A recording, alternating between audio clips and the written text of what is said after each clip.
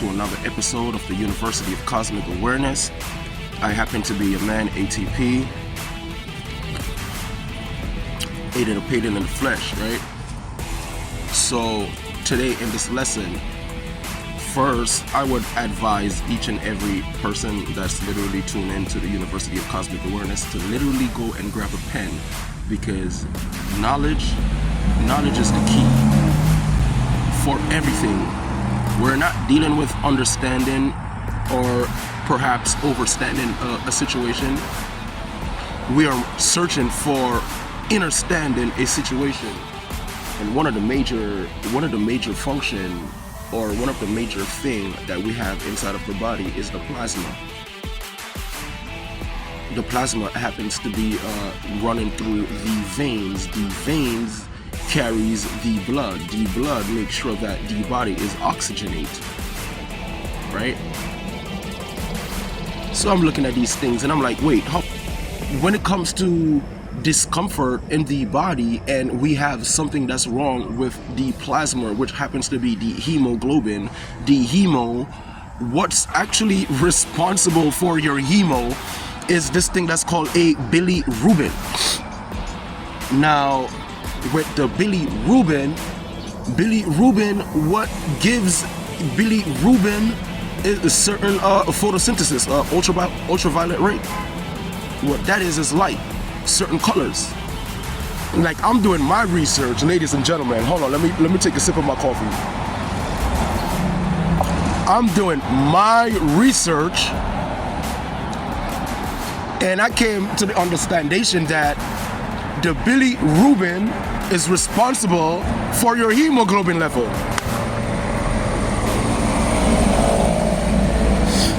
If the bilirubin is responsible for your hemoglobin, what's responsible for the bilirubin is actually, let's say, orange, yellow, and in a sense, we could say gray, or we could say red. So it's orange, yellow, and we could say red, or we could say blue. So there's this thing that's called actually monosaccharide, right? Monosaccharides normally consist of galactose, glucose, and fructose. So if we would take away the galactose away from monosaccharide, we would be left with fructose and glucose. Because if we have three things, right, and we subtract one from it, we have two. So now we have glucose and fructose.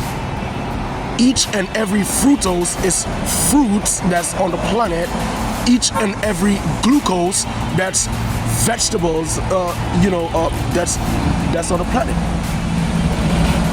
Each and every vegetable and each and every fruits that gives the color orange, yellow, or even red increases your bilirubin. Your bilirubin is responsible for your hemoglobin. So you go to the doctor and the doctor's like, oh, you have low hemoglobin level. Or the doctor's like, oh, your blood level is a little low. Your blood level is like, your blood level could be down, your blood sugar can be down, so, or your blood glucose could be high. It's like, it's different things. So I'm teaching you how to cure the blood. We're not really going to use cure because we're alleviating. And when you alleviate something, like something is inside of your body, a thing, that's a noun, a person, place, or a thing. And now when we're doing exacerbate, that's something that's bad. So we're actually finding ways to alleviate this. So we're not going to be curing anything. We're alleviating.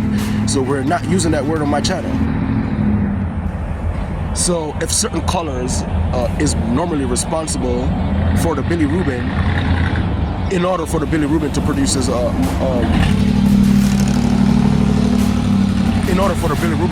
more blood within the hemoglobin, you would have to eat orange, yellow, and in a sense like red fruits and vegetables in order to increase that. But what I'm looking at is like a lot of people be suffering from heart attack. We have ways of actually alleviating that too.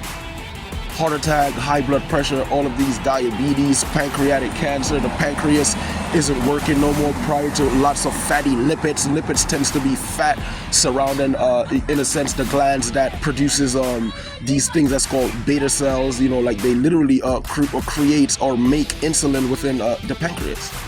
So now that's not working anymore prior to, you know, lipids, fatty tissues all around the pancreas, right?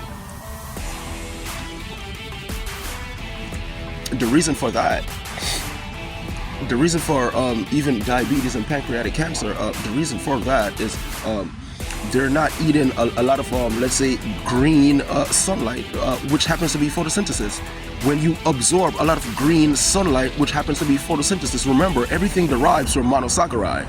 Now we're going to take out number one, which happens to be galactose, and we're putting that on the side. We're not using galactose because galactose would basically considered to me like something more of phytochrome.